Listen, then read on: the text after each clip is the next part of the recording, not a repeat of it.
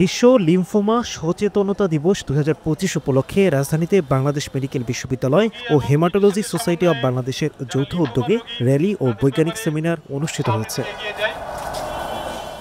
সোমবার সকাল 8:30টায় বিশ্ববিদ্যালয়ের বটতলা থেকে র্যালির উদ্বোধন করেন vice chancellor professor doctor Shahinul Alam.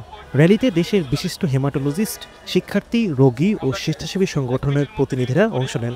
এই সচেতনতার মাধ্যমে রোগী, চিকিৎসক এবং বিশ্ববিদ্যালয় প্রশাসনের একটি সেতুবন্ধন তৈরি হোক।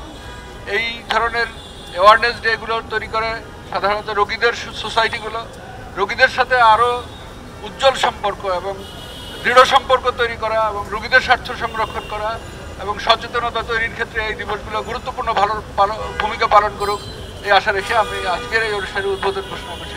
র্যালি শেষে সকাল 9:30টায় মিল্টন হলে বৈজ্ঞানিক সেমিনারের আয়োজন করা হয়। সেমিনারে লিম্ফোমার সর্বশেষ চিকিৎসা পদ্ধতি ও গবেষণার অগ্রগতি নিয়ে আলোচনা করেন বিশেষজ্ঞ চিকিৎসকরা। অংশগ্রহণকারীরা জানান, এমন আয়োজন জনসচেতনতা গড়ে তোলার পাশাপাশি চিকিৎসা বিজ্ঞানের উন্নয়নকেও সামনে এগিয়ে নিয়ে যাবে।